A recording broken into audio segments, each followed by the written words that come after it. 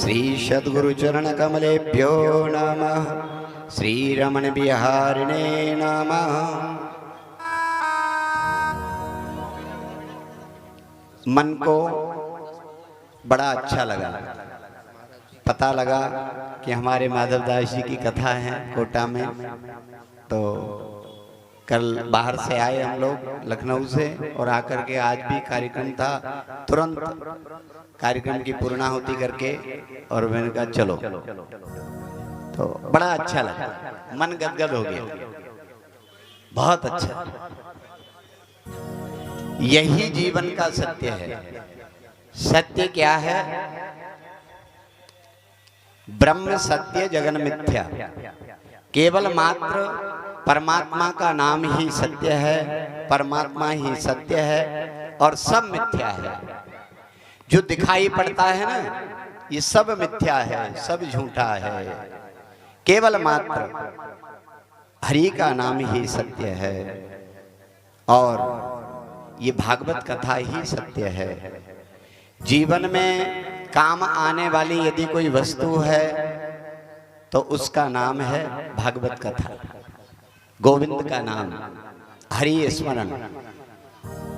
यही जीवन का सत्य है। ईश्वर और इसको जानने के पश्चात क्या होता है? सब में हम परमात्मा का दर्शन करने लगते हैं, सब में हमको गोविंद के दर्शन होने लगते हैं। जब कथा हम श्रवण करते हैं तो हमारे जन्म जन्मांतर के पाप नष्ट हो जाते हैं और जब पाप नष्ट हुए तो अंदर भी परमात्मा है और बाहर भी परमात्मा है। ये हमारी समदृष्टि हो जाती है। अपना और दूसरा अपने पराये का भाव जब हमारे हृदय से मिट जाता है तो समझ लो गोविंद के हमको दर्शन होने लगेंगे। गोविंद की हम पर बड़ी कृपा है।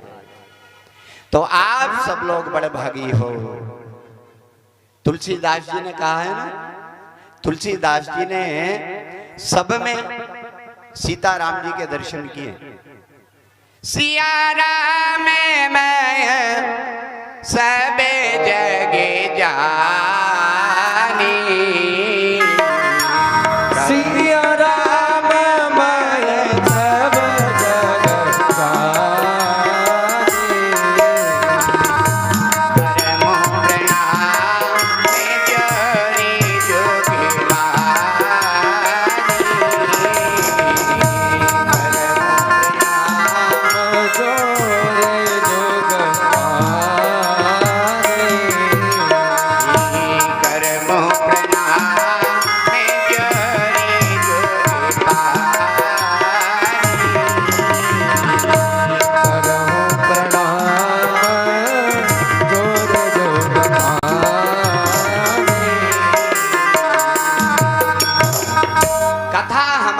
जग की व्यथा को दूर करती है। कथा हमें हरि दर्शन कराती है। कथा हमें गोविंद से मिलाती है। कथा हमको जीवन की सत्यता प्रदान करती है। कथा ये आध्यात्मिक प्याऊ है। इस कथा में भक्ति रूपी, ज्ञान रूपी, वैराग्य रूपी तत्व विराजमान है। तो कथा हमारे जीवन का हमको दर्शन कराती है, हमारे घट में गोविंद को बिठाती है और कथा सर्वत्र हमको हरि के दर्शन कराती है। हरि व्यापक सर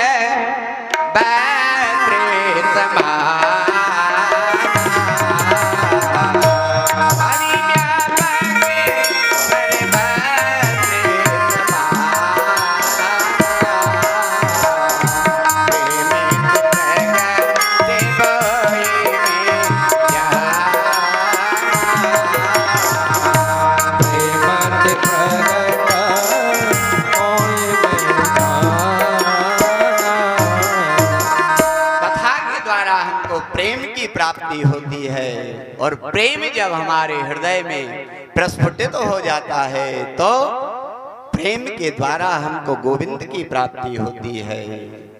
जिस दिन हम समझ लें कि एक दूसरा व्यक्ति हमको अच्छा लगने लगे, एक दूसरे के घट में हमको गोविंद के दर्शन होने लगे, तब समझ लेना कि हमने कथा श्रवण की है, हमारे ऊपर परमात्मा की विशेष कृपा है।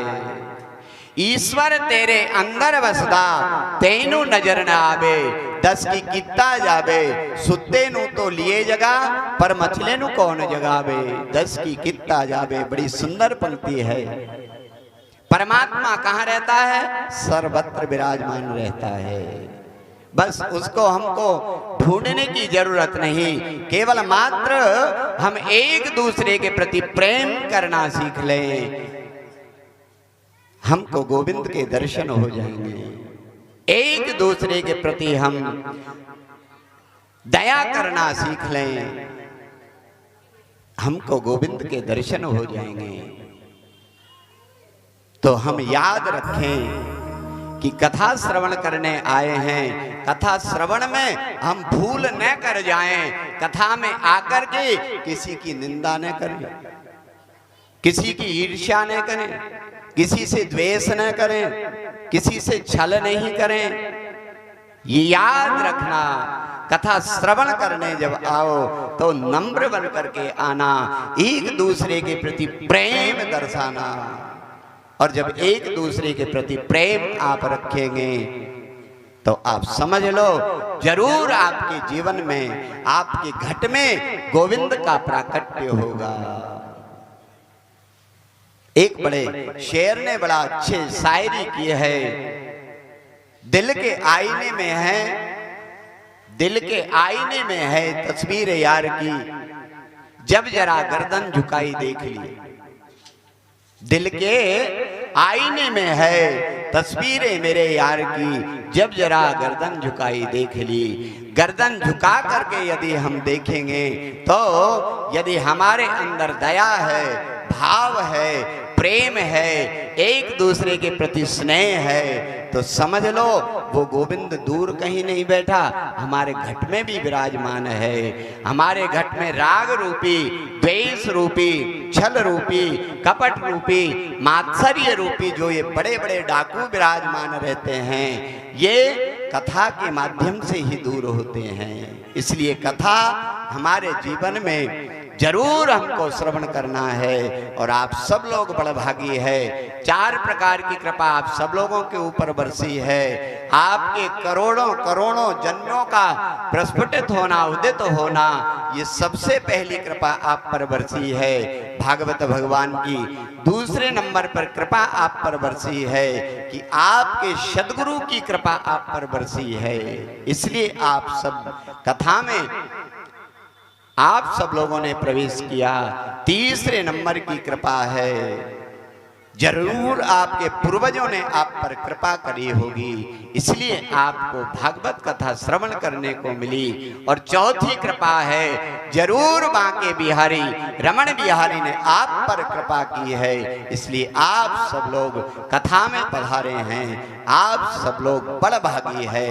और हमारे माधव दास जी का तो जवाब नहीं, बड़ा सुंदर लगा, मन गदगद हो गया, बहुत सुंदर।